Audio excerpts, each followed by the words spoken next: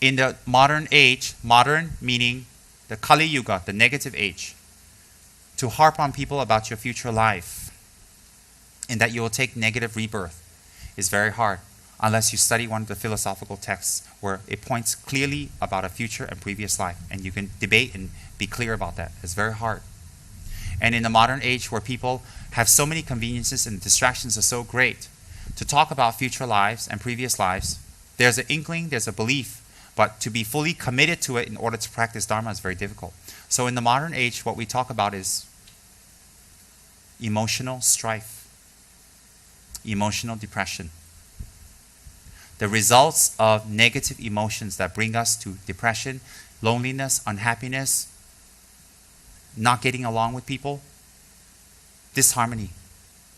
That's what we need to focus on for Dharma practice. And all of us are in fear of emotional depression, sadness, loneliness, that we might feel was caused from us. Because deep down inside, the reason we're lonely, the reason we're scared, the reason we avoid, we know deep down inside it's us. But it's very hard to face. Why? No one's brave enough to tell us. The few that told us, we told them off. And two, we always distract ourselves with things so that we don't have to think about it. It's very hard. It's very, very hard. So in this day and age, the way to give Dharma to people is to talk about emotional strife and the way benefits of the Dharma can give to their emotional strife. And then they practice on this level. As they practice more and they practice more, they will gain abilities to logically perceive future lives or directly perceive future lives. Logically means by study, contemplation, and thinking. Debate. Debate doesn't mean in the monastery we can debate. And they go, yes, that could be. Inferential logic. Example, where there's smoke, there's a fire. You don't need to see the fire. There's smoke, there's fire. We can do it that way. And then on a higher level, through practice, we can directly perceive.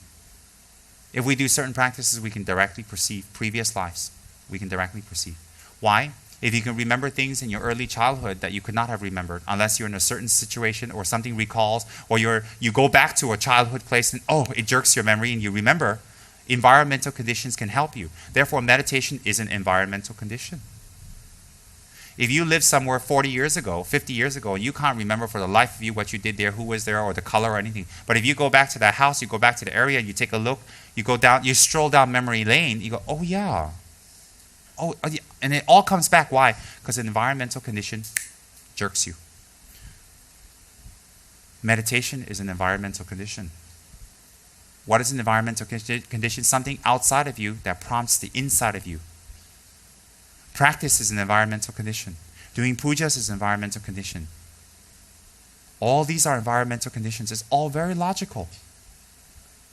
Environmental conditions can be tangible and non-tangible.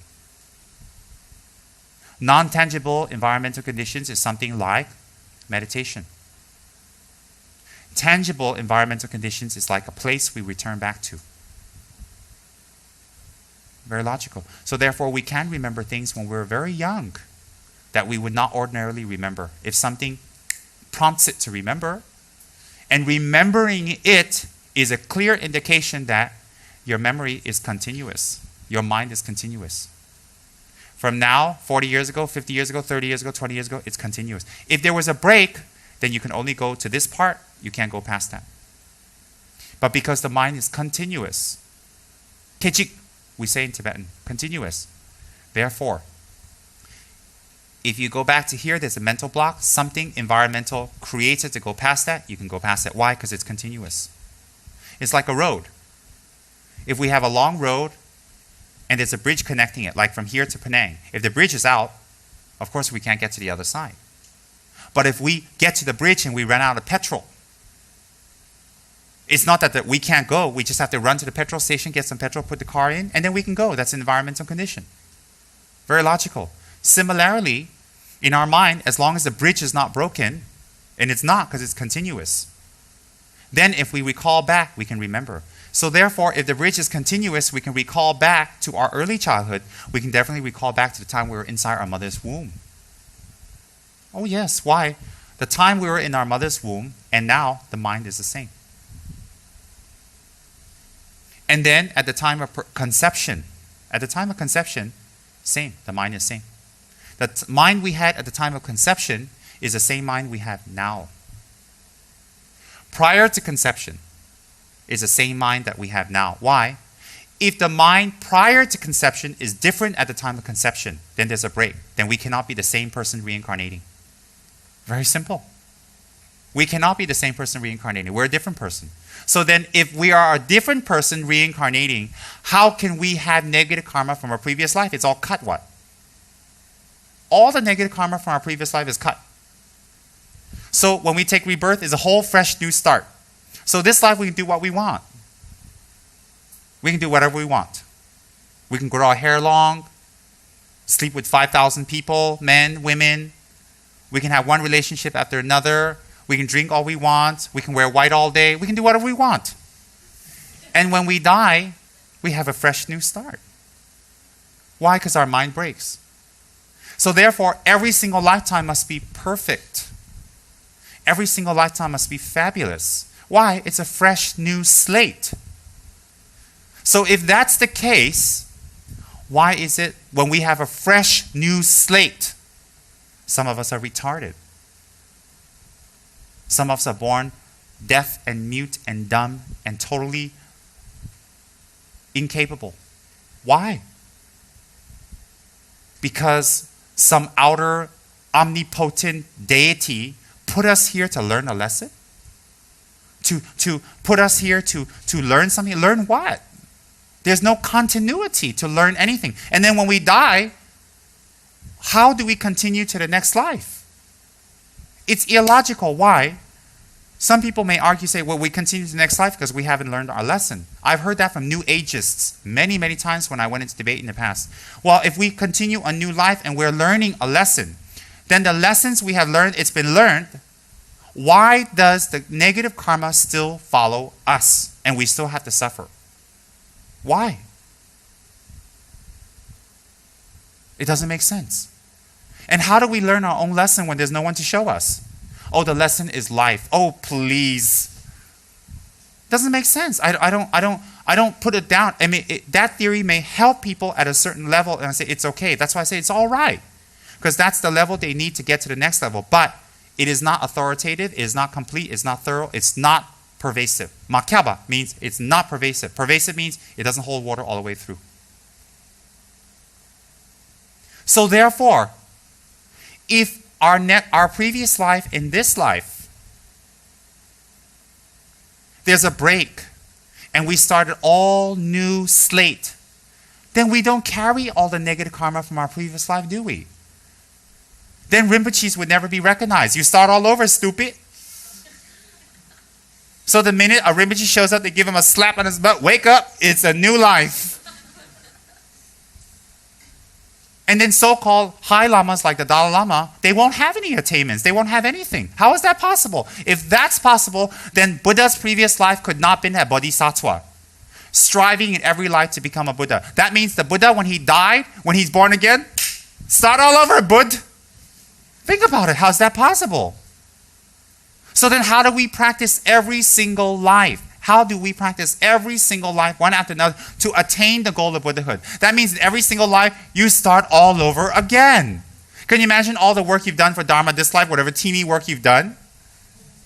Whatever teeny donations, whatever teeny help, whatever teeny cleaning. Oh, look, I cleaned the altar. Let me dedicate my merit. Then when you drop dead, you don't carry that with you either. What? Next life, start all over again. Does that make sense to you? That's why I say with logic, we can debate through nihilism and a belief in an omnipotent type of deity that controls everything. You can debate it through. Isn't that what intelligence is? Why is it when we have intelligence, we're not allowed to use it and ask questions? Some places they say, don't ask, just believe. Don't ask, just believe. So why give me intelligence? Just make me into an apple fruit. That's it. Why give me intelligence but I can't ask? Oh, you are given this intelligence so you can make a free choice. I'm making a free choice. Help me. Let me ask you a question. Excuse me. And then they say, but you can't ask that. Then why give me a brain? Make my skull empty. I mean, it's so contradictory. That's why when we debate with logic, cannot. That's why when we listen to more Dharma talks, our faith in ourselves and that there's a path to become better, become stronger. From books, you cannot learn that. That's why when we listen to Dharma talks, our faith becomes stronger and our practice becomes stronger. Based on what? The logic of it. That's why I tell people in Dharma centers, we have a throne for the teacher to teach. Why? We're uplifting the Dharma, for the Dharma to be conveyed. The more Dharma we listen to, the clearer it becomes. How many years of Dharma have we missed? Aka, we say in Japan, too bad. And every time we miss Dharma, it's too bad. Why? We lose out. We lose out. Therefore, if your previous life is cut off and when you're born again, it starts again, then you shouldn't have all this crap with you. The karma doesn't come along. If you don't believe in previous life, if you start in this life, it's a clean slate. What?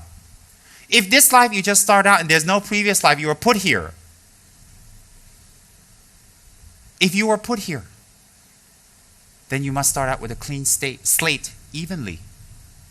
Even Stephen. But we don't start out even Stephen. And many people in the world, unlike here in beautiful Malaysia, they don't even have a safe haven country to live in. Some are born in war and drink dirty water or lose their mother or lose their father when they're very young and they wander the streets. What kind of lesson is that? What kind of clean slate is that? That doesn't make sense either.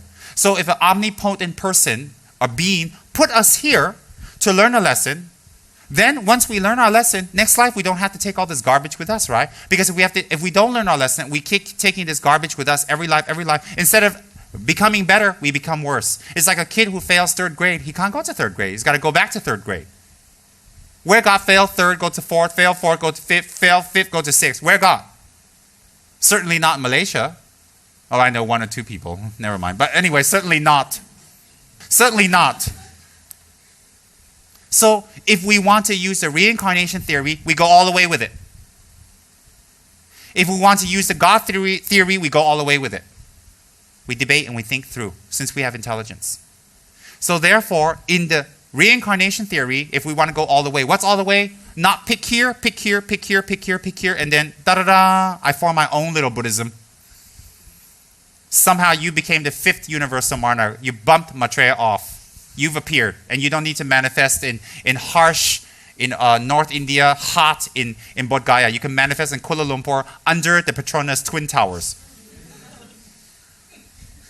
Isn't that wonderful? A New Age Buddha. And you can even call yourself, not Maitreya, you can call yourself Disco Maitreya. Just call yourself DM. Impossible. Impossible. So, if we have the same mind at the time of conception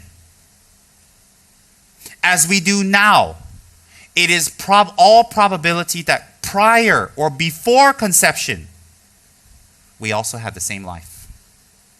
Same mind. And if we had the same mind prior to conception, all the things that mind had done with its previous body and the actions and karma must also come along with the mind, and therefore molding our attitude, our perception, our emotions, and what we are predestined to do. Habituation.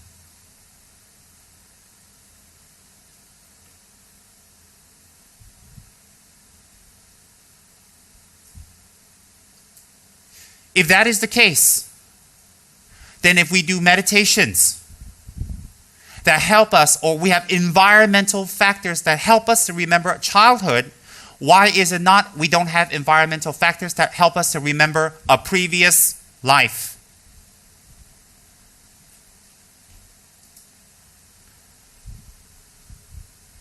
If we can remember a previous life, if there is any benefit in that, why isn't there a life before that, and before that, and before that, and before that, continuous? And every single one of those continuous previous lives, hundreds and thousands, we did not commit negative actions and positive. Why only look at this life? And hence, all those previous lives and actions we have done created the person we are now, upbeat, happy, loving, compassionate, generous, not attached, open, with wisdom, or fearful, scared, hiding, jealous, miserly, selfish, mind games? Because all those previous lives leave a disposition. And what our previous lives have done more, we will do predominantly now. So if our previous lives predominantly focused on spiritual practice, in this life we'll immediately go to spiritual practice even at a very young age. Immediately. With no one pushing us or telling us or forcing us. We will do spiritual practice and continue our journey in this life without anybody pushing us. So if our previous life we played a lot of mind games, we avoid it, we hide, in this life we'll do the same thing. If our previous lives we were in the states that we were very miserly or jealous, maybe we were a hungry spirit, where we always want food, want company, want money, then in this life we'll be very greedy, very miserly and very tight. If our previous life were animals, then in this life we'll chase after one thing, relationships. Always relationship. We don't get it, we become depressed, we get Tao Fung. Why do we get Tao Fung? Because of this mind that always looks for relationships. Why? Because the previous life, we were all interested in just one thing. It all matches. And so therefore what we do in this life and what we're focused on in this life will affect our future lives. So in this life, if we're only concerned about physical appearance, only that, we will get the result of that in future lives. If in this life we're only interested in booze and alcohol and having a good time and sexual preoccupations, we're only interested in that, and we only chase after that, then our future life, the result will resemble the cause. We can take a life of an animal. Definitely. If in this life we're only preoccupied with money and wealth and material possessions and houses, we're only preoccupied for the sake of it. For the sake of it and only for it, and thinking it brings us security, it's a very high chance we can take rebirth into a lower existence where we're poverty-stricken, or we're maids, or we're under the control of others, or we're in places that we work very hard. It's very difficult to get physical support. Why? We think, but we gave so much in this life, we did so much in this life. Yes, you did, but how about your previous lives? And all those potencies are in our mind. So doing Dharma practice will negate everything. Everything. Why does it negate everything? Because it gives you, A, the wisdom to think what you're thinking now. So it tells you what's wrong. B, it will teach you the method. C, you engage. And D, it has a Sangha to support you in your practice until you can stand up on your own. So therefore, I take refuge in the Buddha and my Guru, who is one. I take refuge in the Dharma, who gives me the supreme method. And I take refuge in the Sangha, who gives me the supreme support and example. Sanghas are people who give us examples. I take refuge in the three jewels from my heart. Thinking like that in a very degenerate age, thinking like that with a very degenerate mind, thinking like that with a mind that's very distracted, I take refuge in the Buddha, in any Buddha, in any Buddha. And I take refuge in a practice that is suitable to me for my lazy, short-tempered, and very busy, inverted commas, life. What's more convenient? If every day I take refuge in Lama Tsongkhapa, visualizing Buddha Shakyamuni in his heart. And in Buddha Shakyamuni's heart, I visualize Vajradhara. And in Vajradhara's heart, I visualize the letter Hong to represent the clear light mind. And I visualize Lama Tsongkhapa clearly. And on the left is the region of Tantra. On the right is the region of Sutra. Floating on a white cloud, very beautiful, very alive and bright. And this white cloud extends back to the king of the land of the joyous abode, the monarch, the future Buddha to come, Maitreya. And from this, every single day, I visualize and I take refuge in order to cut my imprints. In order to cut my imprints, I visualize every single day, and everything that I have just spoken about, we meditate. Simply reciting refuge doesn't help. We meditate on what I talked about, the continuity of lives, the continuity of the mind, how karma affects, and the logic behind it. If we think about the logic behind it, back and forth, sometimes we have doubt, sometimes we have faith, sometimes we have doubt, sometimes we have confidence, but eventually when we think more and more, confidence will grow. Immediately when you meditate, you won't get confidence. Why? The mind has many factors affecting it. Karma, time, precision, focus, awareness. There's a lot of things affecting it. Some of us during our inverted commas meditations, if we can simply stay awake, it is an incredible attainment. If we can simply take away, why? Signs of many lifetimes as an animal. Many lifetimes as an animal. Many, many, many lifetimes. Immediately previous lifetime, not necessary. Immediately a previous lifetime, you don't necessarily have to be a monkey. But many lifetimes before you were animals, because we have millions of lifetimes. So maybe some of us out of 1,500,000 was an animal. Maybe some of us 499,999 was an animal. So in this life, we're sleepy, we're sloth, we're lazy, we can't focus, we can't stay awake. Why? Because those imprints are very, very strong. And if we don't cut it now, next life, we'll have to visit you in the zoo. Yeah, if you're lucky. If you're born in Antarctica, you can forget it, I'm not going there. Habituation is from many lifetimes. And there are many lifetimes because we can logically look and check and say yes. We don't have the power of direct perception at this time, but we have the power of indirect perception or logic. We have. And it's important we do that. And what I explained and shared with you today, it's important to contemplate and think. Don't take this as a nice conversation. Don't think this is a nice little Dharma session. It's fun. Please don't. Don't waste your time thinking that. Don't attend Dharma like you're attending some entertainment session. You have to contemplate, you have to think. You have to think. It's very important. If you think about it, it will become more clear. You'll see your mind change. You'll see your focus change. Your focus change doesn't mean you don't care about things. It's you do it from a different motivation. If you do Dharma practice deep, you think that you become detached from your husband. You think you become detached from your wife. You think you become detached from your family, your children. You don't become detached. You love them more, but you love them on a more grander scale. And you help them from a bigger scale. More than just food and money, entertainment and company. Much more. You'll help them on a very grander scale. Why? Because your perception changes. Is that all? We just care about our kids for this life? Don't we care what happens when they die? Don't we care what happens when we die to them? How can we help them? Only by Dharma. Only by Dharma. And Dharma, what way? By changing our perceptions. How do we change our perceptions? By listening to the Dharma and contemplating on it again and again and again. If we don't contemplate on the Dharma, like anything in life, if we don't think about it again and again and again, it goes off. We forget. Human nature. That's what meditation is. Meditation is contemplation. It's contemplation. The reason we do breath meditation, is to develop contemplation, develop concentration and awareness in order to meditate on what I just talked to you about. Do you think getting enlightenment is just meditating on the breath? I don't think so. Buddha didn't meditate on his breath his whole life and his previous lives.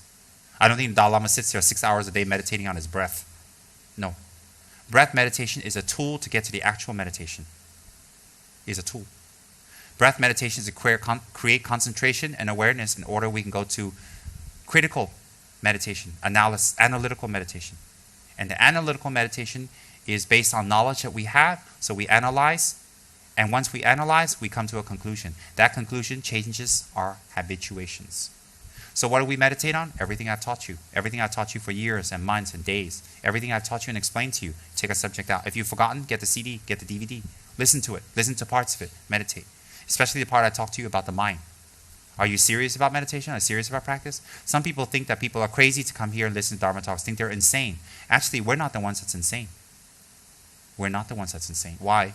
We're trying to go higher. The people who are interested in food and money and sex and entertainment alone, those are the ones that are insane. Why? Where does that lead you to? Where does that get you to? The evidence of the sadness of that and the pursuit of that is all around us. All around us. All around. We don't even need Dharma to see the results of pursuing those things alone. We don't need Dharma. We can use our eyes. Therefore, in this busy time, in this busy era, in this busy situation, that we make ourselves busy, and we want fast results, and we want something simple but effective. What's more effective than Lama Tsongkhapa? What's more effective than Lama Tsongkhapa's meditation? What's more effective than Lama Tsongkhapa's Guru Yoga? So therefore, before we start the actual Dharma teaching, I want to give you, I will do a chant on Lama Tsongkhapa just like I did yesterday. And while I'm doing it, you guys remember what I've said. And before I did this chanting, I gave you the motivation behind doing the chanting. That's why I spent over 1 hour and a half explaining the motivation. Why? Simply blah, blah, blah, blah, blah, blah, blah, blah. The effect is very little. To meditate, knowing why, concentrate it, and to recite and chant. Chanting is not empty words. It has no power. Blah, blah, blah, blah, blah, blah, blah. It has no power. It is when you chant and you know what you're chanting and you have the motivation and the correct attitude, then it has results. Therefore, I spent 1.5 hours telling you the motivation we should have for Dharma talks, for life, for chanting, because it's very important. Very, very important. Very important. It is crucial for results of chanting. Because chanting is verbal meditation, combined with mental meditation, combined with physical meditation. Physical meditation is the pose the body is in, controlled, not doing negative actions with the body. Mental is when you actually focus on what you're chanting on and you visualize clearly step by step by step to create awareness and concentration and to invoke upon the powers of the 3 jewels. Why? By focusing on them, they become the doorway in which the 3 jewels enter.